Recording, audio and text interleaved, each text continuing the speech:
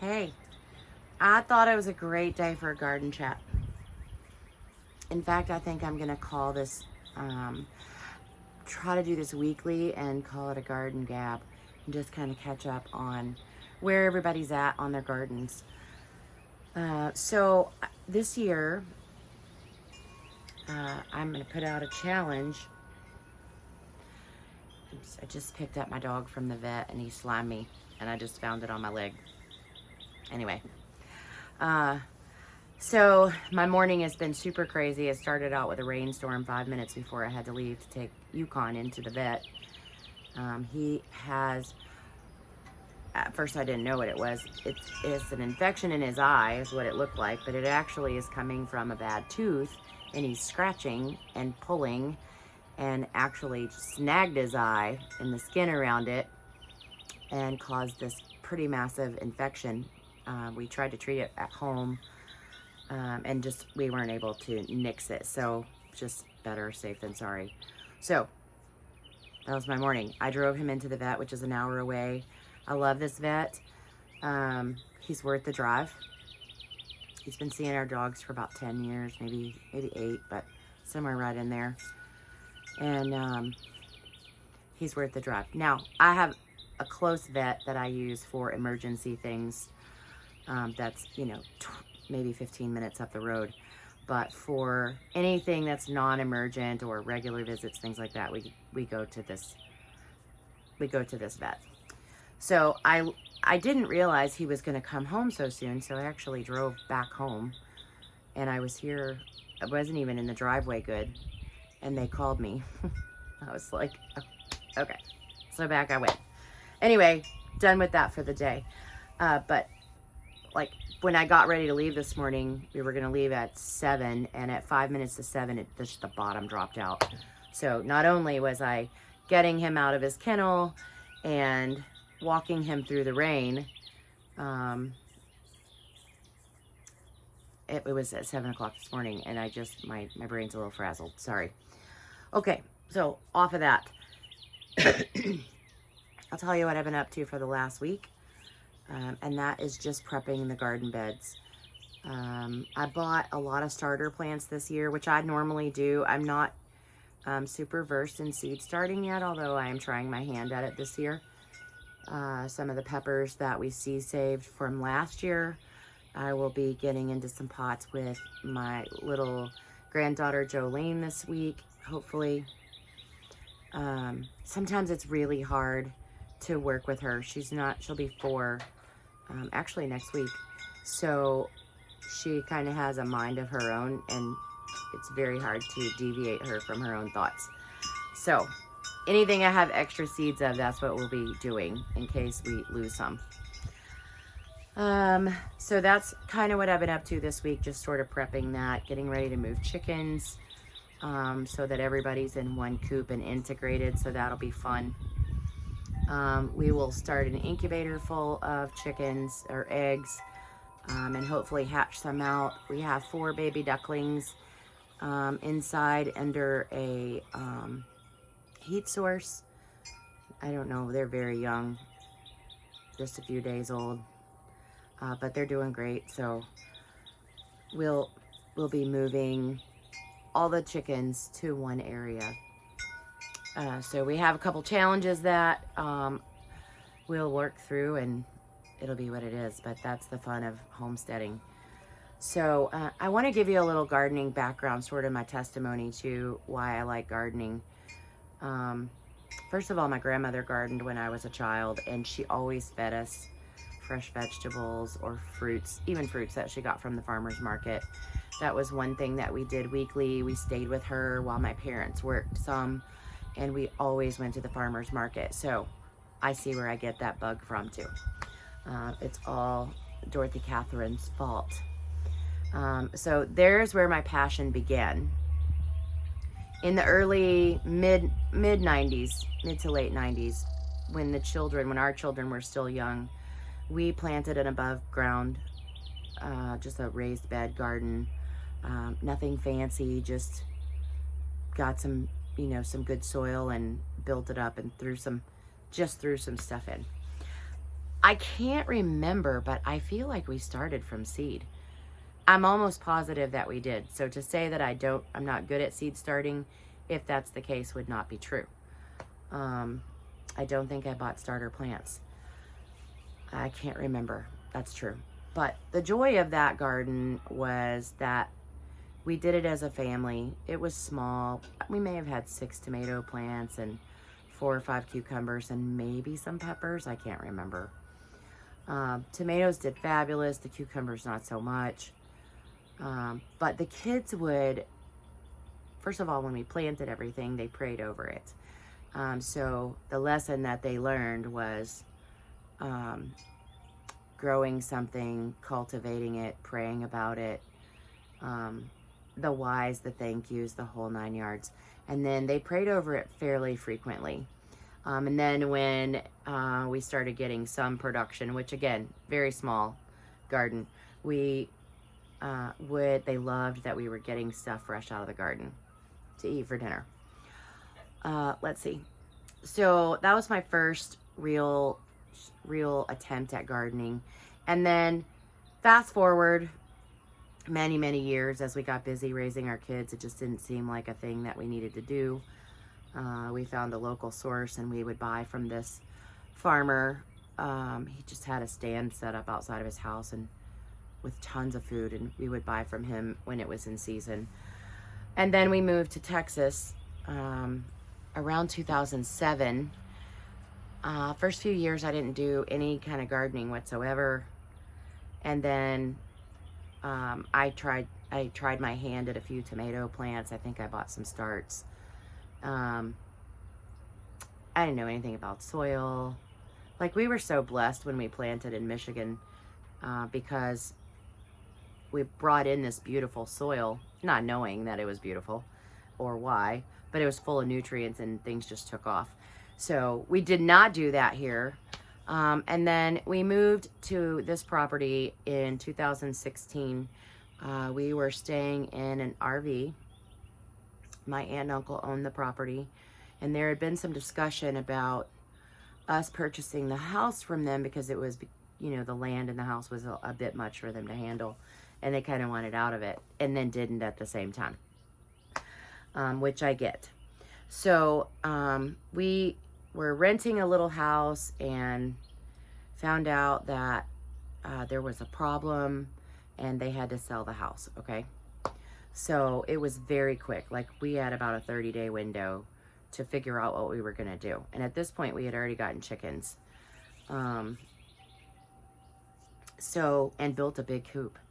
So we called up my aunt and uncle and said, hey, rather than us go look for another place, can we just find an RV and bring it out there and just hook up and stay in the RV until we process this out, okay? Which ended up being almost 3 full years that we lived in the RV. I have no complaints about that, other than we were super delayed and not because of us. So nothing bad to say about them, but they were battling with illnesses and age and all the things, and they collected many things, okay?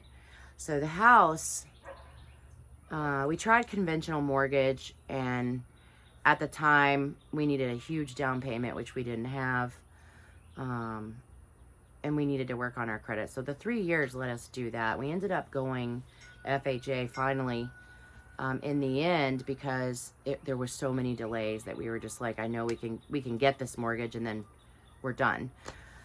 So for 3 years almost, we lived just on this side of the property over here. And we put in probably maybe a 6x12 or possibly a 4x8 raised bed right smack in the middle of the sun. Not a great water source. Planted some things. We got like 1 watermelon the size of a softball. So again, we focused on other things. We started getting cows and goats and pigs, and those became the priority. And then we moved into the house in 2019. So it's been well, it was the end of 2018. Okay, so not to drag this out very long. However, the first year that we were in here, we weren't even in here 4 months, and found out that Chris had to have a triple bypass surgery. Thankfully, no heart attack, none of that stuff, but he was having some chest pain because we were lugging feed bags and running all over the property and moving things out of the house and redoing some things, and I think it took its toll. And he finally said something to me, and I said, let's go get checked, and so he did. Bam. So I knew he was going to have several weeks of rehab and recovery time. Not rehab like in-house rehab, but he was going to need to recover. His surgery was much more major. He has an autoimmune disease we found in 1992, like the first year we were together. Very extensive open chest surgery, not on the heart, very much affecting the lungs. And when you open things up like that, they never quite go back together. So I knew he was going to have a long recovery, and I wanted him to take his time. So prior to his surgery, we had about 4 weeks. I just started buying containers and plant starts and just set them all up on the porch so that during the day while I was when I went back to work, that he could come out and have something to do. So that was semi-successful.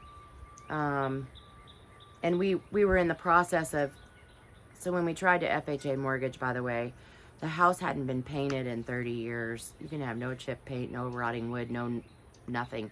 It's a 100-year-old house.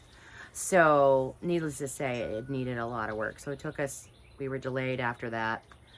But when we were done with that year of gardening on the porch, we threw everything into a hole that was on this side of the house, and just dumped the containers of dirt there. The following year, I put in, I think 2 beds or 3. I think 2 first, and then we added 1 later in the fall. And I did peppers, tomatoes, and cucumbers all in 1 4 by 8 bed. I feel like that's right. A little bit of a raised bed, just filled it all with bags of compost that I bought, and then planted. And we had some success. Nothing super great. Like our peppers kind of did good. Cucumbers started to do better once I figured out that I needed pollinators. The whole point of my video and telling you my history is I want you to see my journey, where it came from. Because I know that a lot of people are thinking, well, I don't have time for a garden, or I have no idea how to start a garden. You just got to start. You just got to play around with what works.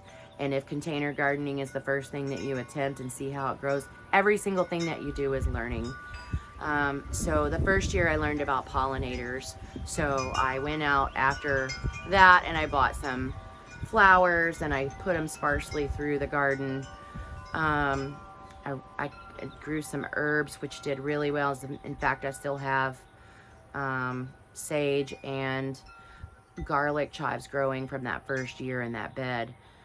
Basil did pretty well. So last year I upped it in the herb garden, and I added rosemary.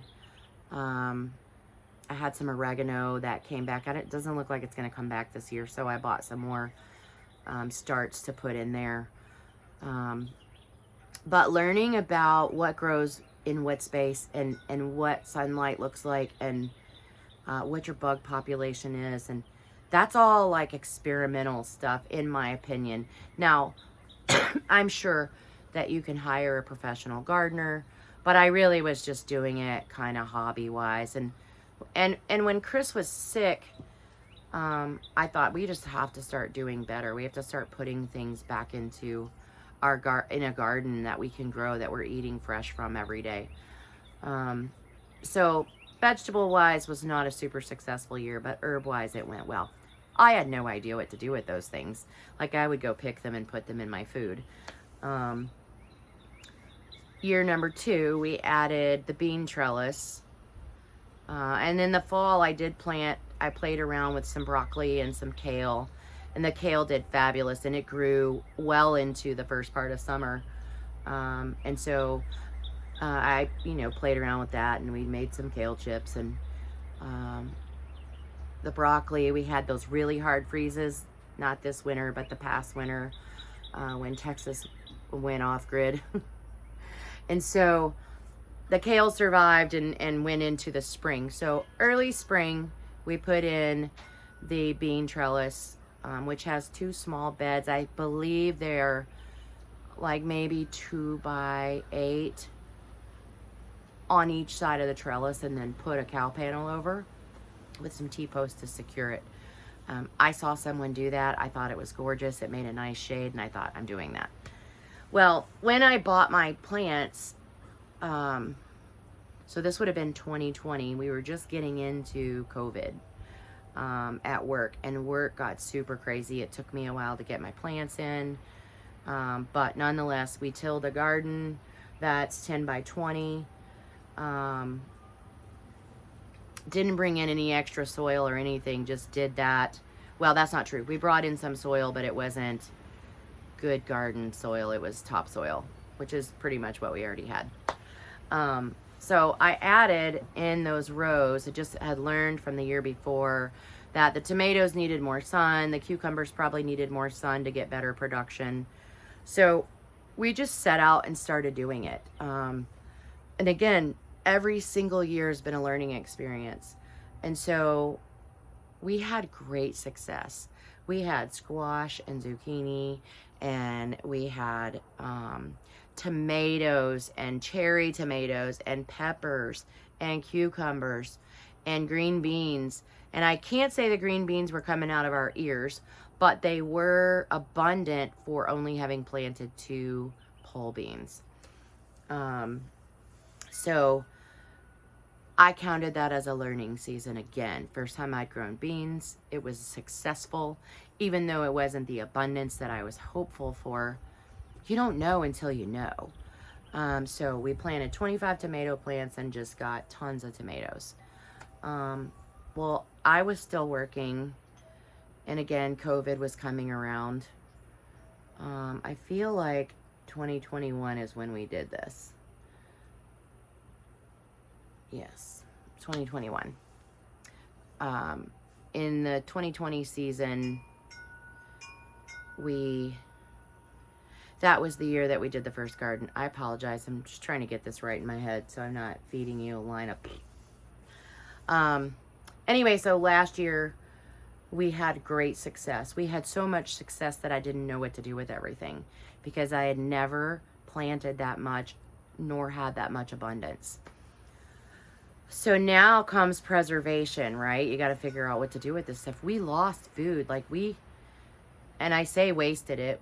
Some of it went to the chickens, but the sad truth of it is that some stuff just ripened to the point beyond where we could eat it. We gave some stuff away. Of course, we gave to family, all that kind of stuff, or friends. So this year, my focus is more on definitely abundance, but sort of a challenge of growing a year's worth of food. And I happen to follow a couple of people, Melissa K. Norris and Carolyn at Homestead Family. And I was listening to them talk about planning food for a year, and I got some great ideas from them. So how do you do that? It's not growing everything for a year, but focusing in on something that you know is going to be successful or you eat a lot of. So last year we shoved a ton of tomatoes into the freezer because thankfully, again, following the right people and learning from them, you can freeze whole tomatoes and then go back and process them. So the first part of the season, we lost several tomatoes because we just didn't have the time to process them. And there's a window of time that you need to work in from the time it comes off the vine till you get it preserved or eat it, whatever you're going to do with it before you end up losing it. And that's just, quite frankly, what happened. So we ended up having the garden well into the fall. I'm going to say I took out, I picked the final peppers, I'm going to say after Christmas, before the first frost that we had. Like, they just kept growing. We had peppers we still have peppers in the freezer.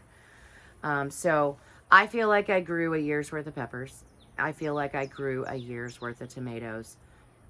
Even though I lost some, what I preserved was definitely less than a year of tomato sauce. But again, it's really just figuring out what to do to process them. So I hope that that makes sense. So this year, my goal is to grow a year's worth of green beans. We love green beans. Canning them is super easy. And when we did it, it was delicious. So that's my goal this year, is a year's worth of green beans. Now, I'll make some suggestions that I picked up also from other people that I view. And that is, if you want to take on this challenge, I say do it. Even if it is growing herbs for a year. So a year's supply of herbs. And that looks like dehydrating them and breaking them down into different season salts, making your own season salts, make enough to last you for a year. That's I'm saying easy start. If you have a nice window that gets sun, you can grow herbs in your window. I find that they grow better outside. That is a true story, but you can grow them in the right conditions. So that's one tip. The other thing is, don't grow slow producing plants. So last year was my first year to plant eggplant. Just happened upon it at the market, and I thought, yeah, I'll try that. So I grabbed 2 of them, threw them in. They did fabulous. Now, they don't produce tons and tons and tons, or mine didn't anyway, but they produce enough for us to eat. I will not need more than 2 eggplant plants, because we just don't eat it that much. I don't know how to preserve it, so that wouldn't be something that I would pick. And even if I could preserve it, and I did know the techniques, I don't think we eat it enough to warrant that to be my 1 year's worth of food. So it literally will be tomatoes and green beans. That's what will be, that I will attempt to grow for a year's worth of food. Because we eat a lot of that. The cucumbers, I will do what I did last year. We had enough to survive and keep us going. Certainly, we didn't have enough to preserve all at one time. For me, it's been challenging to grow the cucumbers and produce enough at one time to preserve them.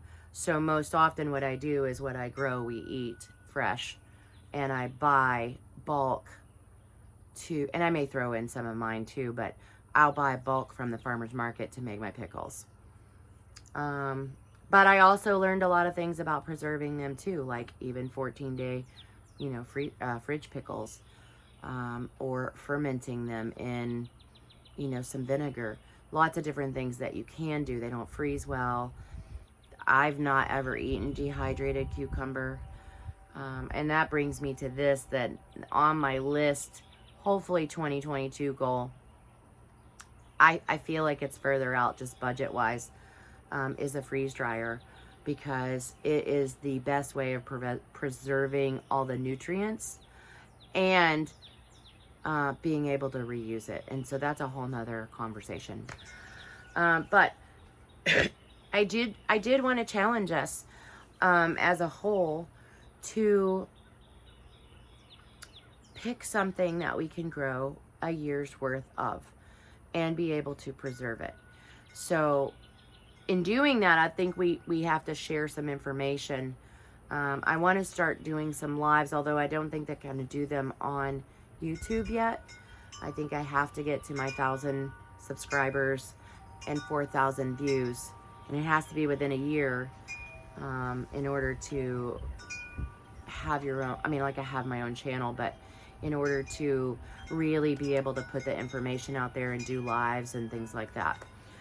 So when you're watching this video, I want you to make sure that you go to the YouTube, your YouTube, to watch it. So when you click on the link, it says open in YouTube app, do it. If you have your own YouTube subscription, it doesn't, I have the free one right now. It doesn't cost me anything to have a YouTube channel or a YouTube site. So set one up, hit the subscribe button. It's a little red link underneath the video, and it says subscribe. Like the video, and that will help boost me. If you've already subscribed, obviously don't, and thank you for that. We gained quite a few followers, still a long ways from our numbers, but the more you share and post, and the more interesting topics and conversations that we get into, the more we can grow the channel. That's super loud. It's never that loud out here. So somebody I don't know what that was. It sounded like revved engines. Anyway, I digress. Pick something that you want it to be. Make your plant a productive plant. So something that produces multiple times as opposed to just one, like green beans. You pick and they come again, pick and they come again, pick and they come again. Specifically pole beans. Bush beans don't produce as much, or like they produce and then they're done, really, that you will rarely get more out of them, where pole beans will continue to come back.